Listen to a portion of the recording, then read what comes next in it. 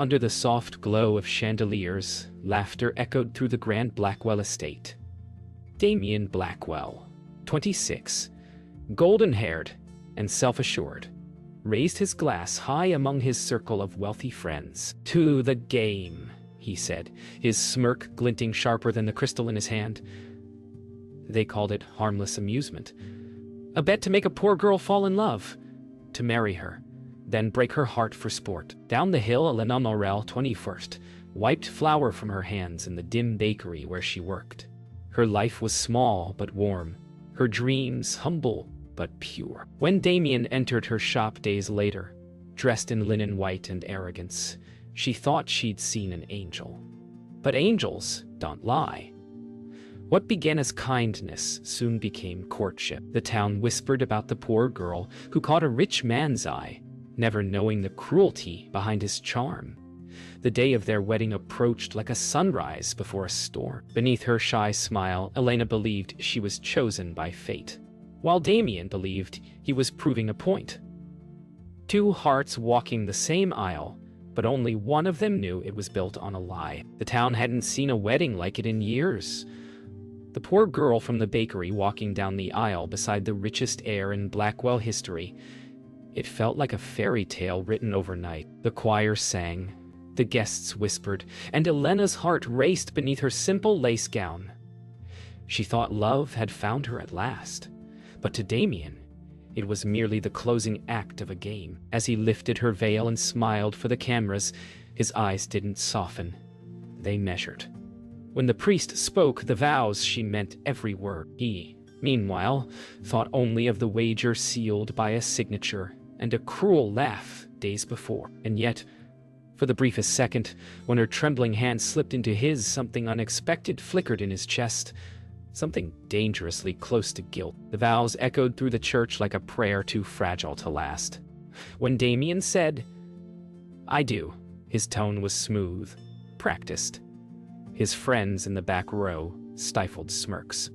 Elena didn't see them. Her gaze was locked on the man she believed was her miracle. As the ring slid onto her finger, her hands trembled. Outside, bells rang. Inside, her destiny sealed itself with a kiss that carried no truth. To everyone else, it was a wedding. To fate, it was the beginning of her undoing. The reception spilled into the courtyard, laughter echoing over wine and music. Damien's friends toasted to his victory, disguising cruelty as charm. Elena sat beside him, radiant and unaware, thanking guests for their blessings. Margaret Blackwell watched silently from the upper balcony. She saw something in the poor girl's eyes, a purity that did not belong in their world. For the first time, she wondered what kind of man her son had truly become. That night, the town slept beneath silver moonlight, whispering tales of love and fortune. In the mansion's grand chamber, Elena stood by the window, staring out at the quiet streets below, unaware that her name had already become a punchline among the powerful. Damien loosened his tie, poured himself whiskey, and smirked at his reflection. "To the easiest bet I ever won," he murmured.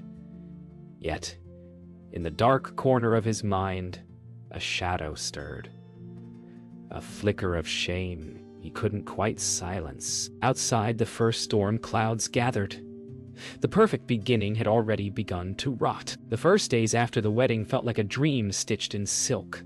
Damien took Elena to the family's summer estate, a villa by the sea where waves broke against cliffs like applaud. Every morning she woke to sunlight dancing on the curtains, believing she was living the kind of life only found in fairy tales.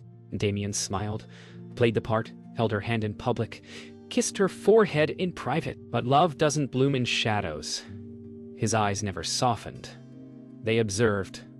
When she spoke of building a home together, he deflected with laughter. When she tried to thank him for choosing her, his smirk carried an unspoken cruelty. Still, Elena tried to believe. Love, she thought, could melt even the coldest heart. What she didn't see was how every tender gesture was calculated, every kiss another move in a cruel game whose rules she never agreed to play. Days blurred into one another like pages of a book she wasn't meant to read. Damien's affection grew colder, his absences longer. He claimed business trips, late meetings, vague obligation. At night, Elena sat by the sea with a blanket over her shoulders, listening to waves swallow her thoughts. She began to feel the silence between them like a wound. Still, she waited by the window for his return, heart full of faith. The servants whispered, exchanging glances when she passed. Somewhere deep down, she knew. But denial can sound a lot like hope when you need it to. When he was home, the mansion became a theater. Laughter echoed where truth once could have lived. Damien brought friends, Jonathan among them, who raised their glasses and toasted to his fairy tale. Elena served them with grace, unaware that the very people at her table were the audience to her humiliation. Jonathan watched her more closely than the rest. Something in her sincerity unsettled him. Later that evening, when she left the room, he leaned toward Damien and whispered, "Careful, my friend, you might just lose this game." Damien chuckled, brushing him off, but the words lingered longer than the laughter. Margaret Blackwell arrived at the villa unannounced. When Elena greeted her, the older woman's heart ached. She saw a young version of herself, too trusting, too kind. Over tea, Margaret studied the subtle tremor in Elena's hands, the polite rehearsed smile. "Are you happy, my dear?" she asked softly. Elena hesitated before replying, "Of course. Lies don't always come from malice. They often come from love." Upstairs, Damien watched from the balcony, his mother's arrival stirring irritation and guilt in equal measure. Margaret left before sunset, her last words lingering in the quiet air. "Be careful with the hearts you pretend to love, Damien. Some of them remember." That night, as rain whispered against the windows, Elena wandered into Damien's study. The scent of tobacco and sea salt lingered. Papers lay scattered on his desk. Receipts, letters, forgotten promises. One caught her eye. A torn parchment with familiar handwriting. At the bottom, 3 words glared at her through the candlelight. The bet completed. Her breath caught. The world tilted. Suddenly, the laughter, the whispers, the fleeting looks, all of it made sense. Outside, thunder cracked over the sea. But inside, something far louder broke. Her faith. Elena didn't sleep. The parchment lay before her like a wound that wouldn't close. She read the words again and again, hoping they might somehow change. The bet completed. Each syllable stripped another layer of innocence from her heart. Morning light crept through the curtains, painting her face in pale gold. She walked to the balcony where Damien stood, sipping coffee, looking at the ocean as if it were his mirror. When she whispered, "Was it true?" he didn't turn around. His silence was enough. Then he laughed. Low, careless, cruel. "You were never more than a wager, Elena. Don't make it dramatic." Her body trembled, but her voice stayed steady. "And what did you win?" she asked. "Everything," he said, not realizing he had just lost the only thing worth keeping. She left him standing there, his arrogance echoing in her ears. Downstairs, servants turned away as she passed, the truth already whispering through the halls. In the drawing room, Jonathan waited, leaning lazily against the fireplace. His smirk faltered when he saw her eyes. "You knew," she said quietly. His silence confessed. "I tried to stop it." He lied. "You all did this," she said, voice trembling. "You watched me fall." For a moment, guilt flickered in his gaze. "You weren't supposed to find out," he murmured. Elena stepped closer, her tone cutting like glass. "Then, you should have hidden it better." By afternoon, the villa was a stage for humiliation. Damien's friends arrived for a luncheon, unaware, or perhaps gleefully aware, of the storm brewing. Elena descended the staircase, clutching the parchment in her trembling hand. Would anyone care to explain this? Her voice cut through laughter like a blade. The room fell silent. Damien rose slowly, smirk curling. "You weren't supposed to take it so personally," he said. She threw the letter at his chest. "You made vows before God," she said, voice breaking. "Do you even know what that means?" His answer was a mocking bow. "It means I win." The crowd laughed. Elena didn't cry. Not in front of them. Not anymore. When the laughter died, Elena turned and walked away. She didn't pack a single thing, just left. Outside, the storm had begun in earnest, rain slicing through the air like shards of glass. Her shoes soaked, her gown clinging to her skin, she kept walking. Behind her, the villa glowed like a dying ember. Damien watched from the window, her figure shrinking in the distance.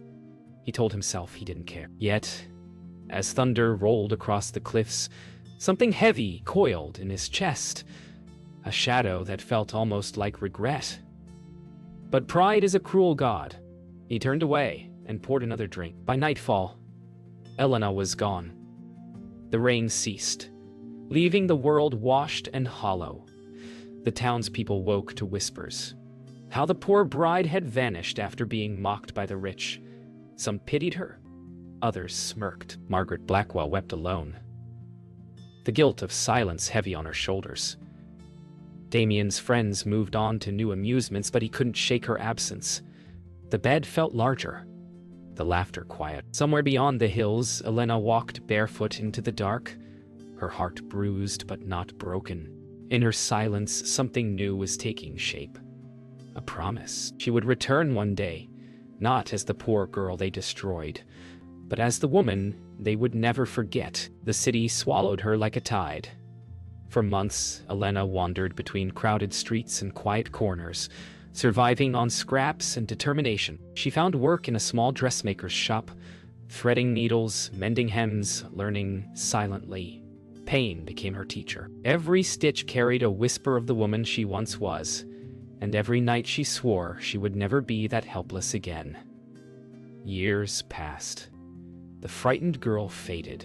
In her place rose a woman of purpose. Her designs began to draw attention, subtle, elegant, powerful. By the time her name appeared in magazines, no one remembered the poor baker's orphan. They knew only Elena Morel, founder of Maison Morel, the mysterious designer whose clothes made women feel invincible. One evening, while sketching alone, a familiar voice interrupted her thoughts. "You still draw the same way," it said gently.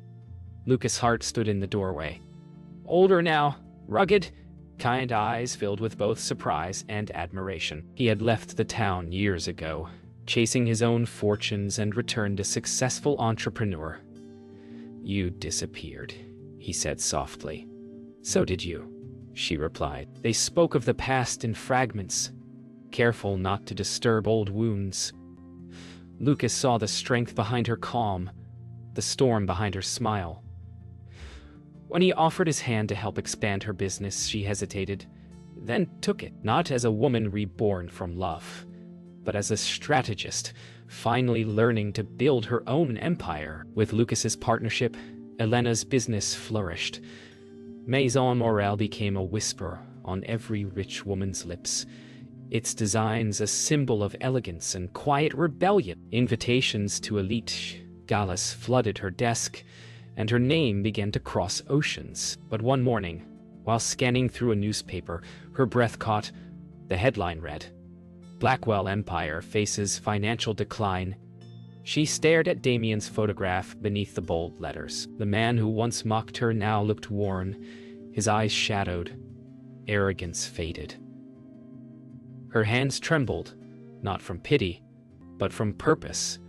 Fate had circled back. The time to return had come, not as the girl he broke, but as the woman he created through cruelty. Returning to the town felt like stepping into an echo. The cobblestone streets, the whispers, the same church bell ringing in the distance. It was all frozen in time. Only she had changed. The townspeople didn't recognize her at first. The confident woman stepping out of the black car, dressed in tailored ivory, didn't resemble the broken bride they once pitied. She bought an estate on the hill overlooking the Blackwell mansion. Rumors spread like wildfire. A mysterious investor, a new company acquiring half the town's assets. None knew it was her. Elena smiled as she watched her former world tremble. Silently, elegantly, that evening in her new home, Lucas joined her by the fire. "You've done it," he said, smiling. "You've built everything from nothing." Elena gazed into the flames. "Not everything," she whispered. "There's still one debt left unpaid." Her voice was calm, but her eyes burned with old memories. "And when you collect?" Lucas asked quietly. She looked at him, half a smile forming. "I'll let him destroy himself." Outside, thunder rumbled again over the hills. The same kind of storm that once saw her broken now returned, to watch her rise. The first step of her return was silence. No grand announcement, no name revealed.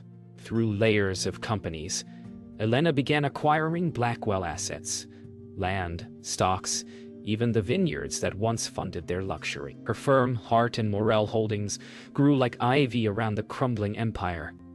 Damien, now 33, sat in his office unaware that the signatures draining his fortune belonged to the woman he betrayed. In public, she appeared only as MC Morel, her face on the cover of magazines, her designs draped across royalty. But one photograph, Damien holding a press conference, made her pause. The arrogance was gone. In its place, exhaustion. Still, justice demanded her presence. "It's time," she told Lucas. Let him see what he built with his cruelty. It was at a charity gala that they met again. Damien entered first. No longer the untouchable prince, but still draped in arrogance out of habit. The room fell silent as Elena turned. Recognition didn't strike him immediately. The years had reshaped her. She approached with graceful poise, her hand extended. "Mr. Blackwell," she said with a faint smile. "I'm Elena Morel." His expression faltered. He tried to speak, but she filled the silence. "I've admired your family's legacy, though I hear it's fragile lately." The irony shimmered between them like champagne bubbles. For the first time, Damien didn't have a script. Their conversations became more frequent, polite, and edged with irony. Damien, intrigued by this confident stranger, began to seek her company. He was drawn to her intelligence, her composure, the very qualities he once mocked. Yet something about her eyes unsettled him. They held history he couldn't place. One night during dinner, he confessed, "You remind me of someone I once knew." Elena smiled faintly. "Perhaps someone you didn't deserve." He laughed uneasily, not realizing the truth was standing inches away. For Elena, every shared glance was a reminder of how far she had come. She no longer trembled. Now he did. Jonathan Hale was the first to sense the truth.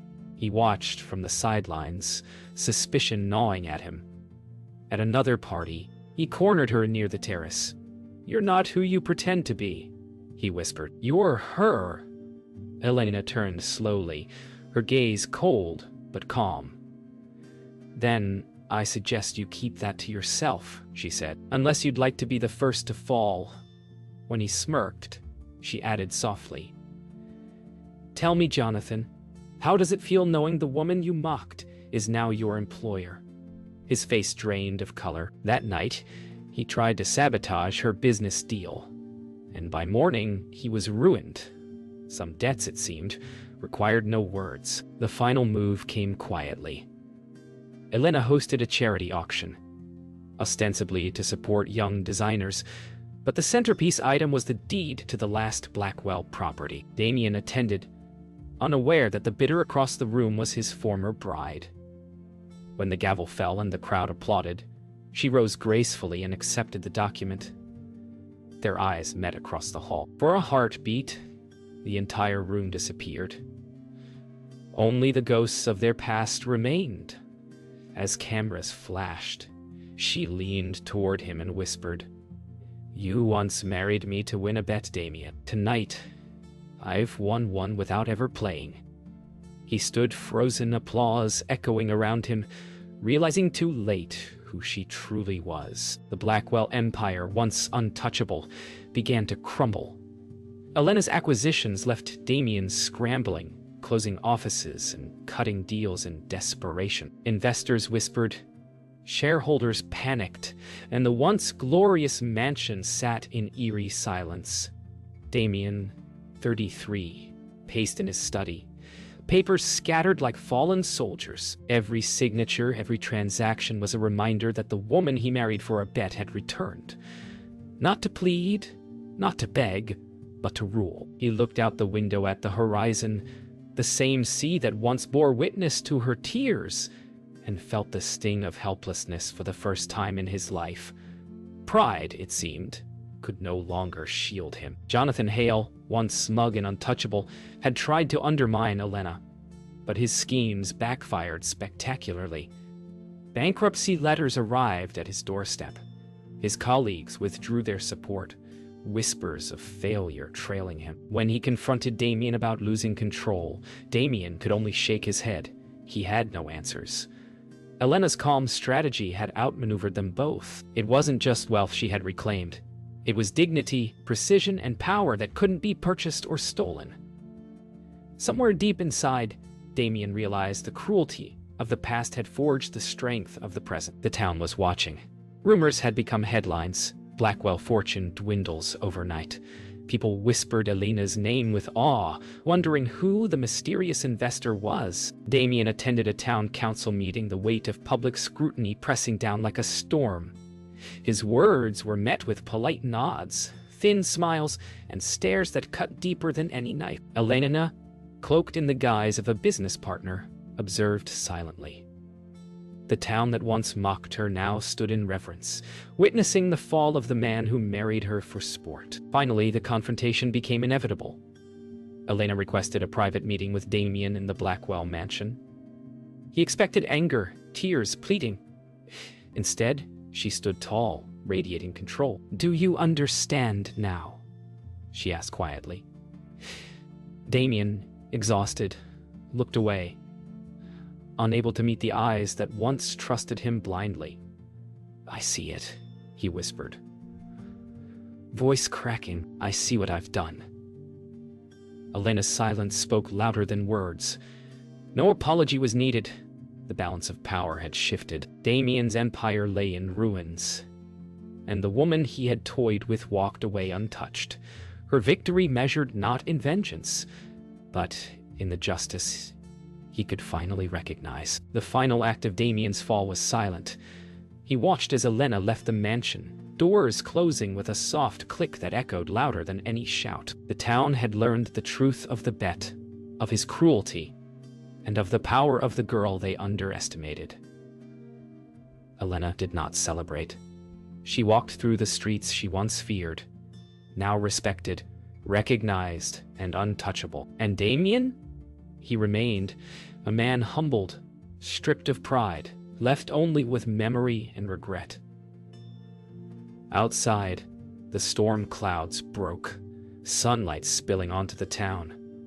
A world washed clean by the reckoning. The town had changed. Whispers of Elena Morel no longer carried pity or amusement. They carried respect. She walked through familiar streets, now cloaked in confidence, her presence commanding without a word. Lucas Hart, steadfast as ever, walked beside her.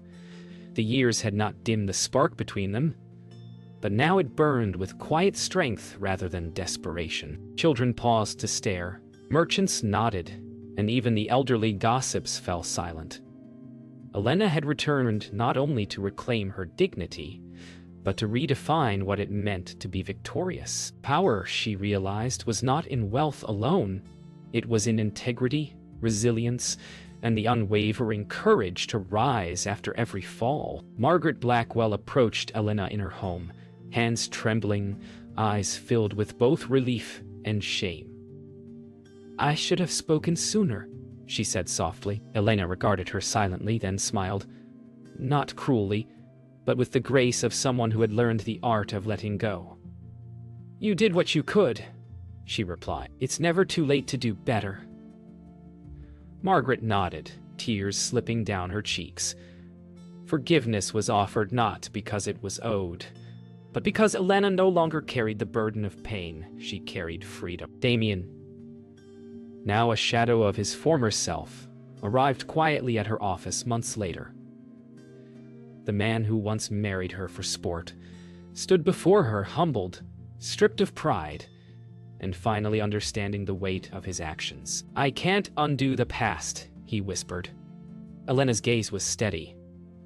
"No," she said softly, "but you can learn from it." She did not offer comfort, nor did she invite him back into her life. She simply let him see the consequences of arrogance and cruelty, letting experience teach the lessons her words could not. He left, transformed by humility, while she continued walking forward. Elena and Lucas walked along the hill overlooking the Blackwell mansion, now a symbol of lessons learned rather than cruelty endured. She leaned on his shoulder, feeling the calm of victory that needed no applause. "We've done it," Lucas said quietly. Elena nodded, eyes on the horizon. "Yes," she whispered. "But this isn't just about us. It's about every girl who's ever been underestimated, humiliated, or told she was nothing. Power isn't taken, it's earned. And justice doesn't have to destroy to be complete." The wind caught her hair, the sunset bleeding gold across the sky, and for the first time since the bet, Elena felt nothing but freedom. The town, once a place of whispers and ridicule, now celebrated a quiet hero. Elena's name became synonymous with resilience, intelligence, and grace. She did not return for revenge alone, nor for validation. She returned to show the world that dignity and patience outshine cruelty and arrogance. As she stepped into her atelier, sunlight spilling across fabrics and sketches, she smiled, not for victory, but for life reclaimed. The poor girl who was married for a bet was gone. In her place stood a woman unbroken, unbowed, and unforgettable.